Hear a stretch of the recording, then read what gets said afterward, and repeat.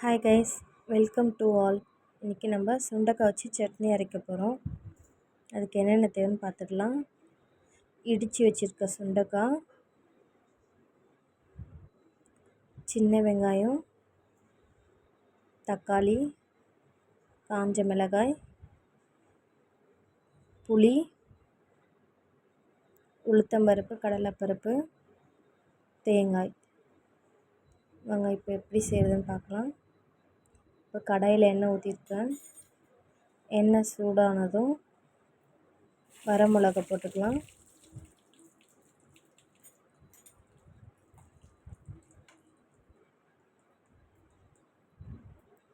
இப்போது உளுத்தம்பருப்பு 1.5 ஸ்பூன் எடுத்து வச்சுருக்கேன்.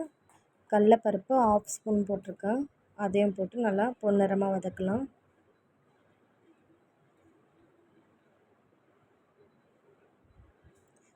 புளி போட்டுக்கலாம். இந்த டிஷ்ஷுக்கு கண்டிப்பாக புளி போடணுங்க.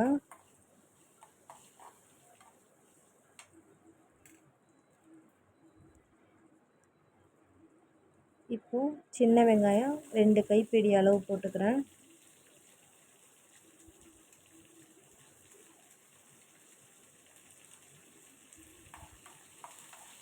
நல்லா வதக்கலாம்.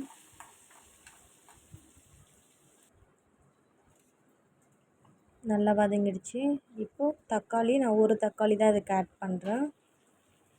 அதையும் நல்லா வதக்கலாம்.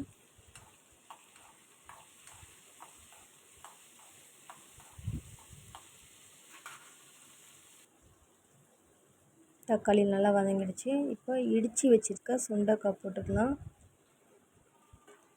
சுண்டைக்காய் நல்லா வதக்கணுங்க.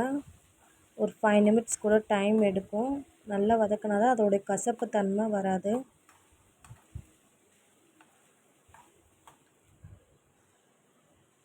இப்போ சுண்டைக்காய் நல்லா வதங்கிடுச்சு. இப்போ தேவையான அளவுக்கு கல் உப்பு போட்டுக்கிறேன்.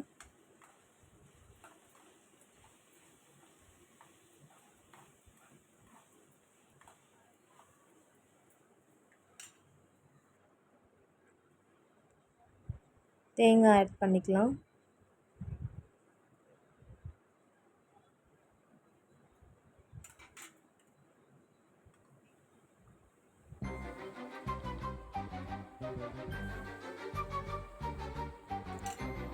இப்போ இதை நம்ம நல்லா ஆற விட்டு மிக்ஸி ஜாரில் போட்டு அரைச்சிக்கலாம்.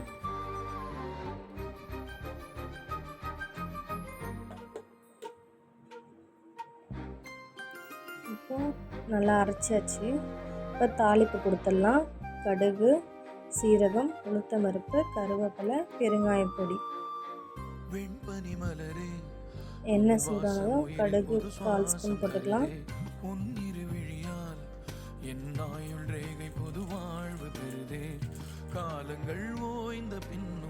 உளுத்தம்பருப்பு 1/2 ஸ்பூன் போட்டுக்கலாம்.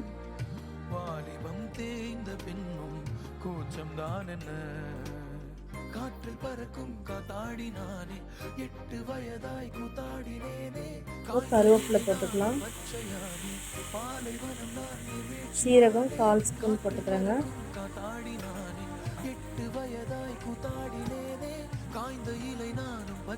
2 சிட்டிகை பெருங்காயம் பொடி போட்டுக்கலாம். இப்போ அரைச்சி வச்சிருக்க சட்னியை இது கூட ஆட் பண்ணிக்கலாம். இவ்வளோதாங்க இதுக்கு தாளிப்பு. இட்லி, தோசைக்கெலாம் ரொம்ப டேஸ்ட்டாக இருக்கும்.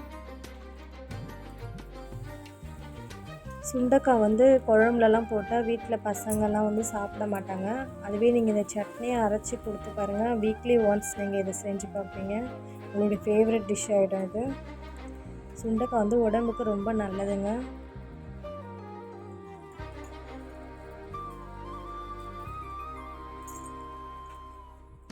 தேடிய தருணங்கள் எல்லாம் தேடியே வருகிறது.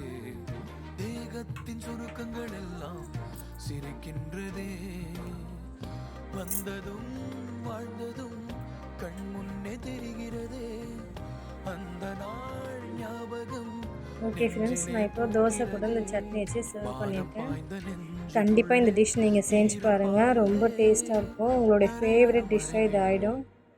ஓகே, நெக்ஸ்ட் வீடியோவில் பார்க்கலாம். தேங்க்யூ.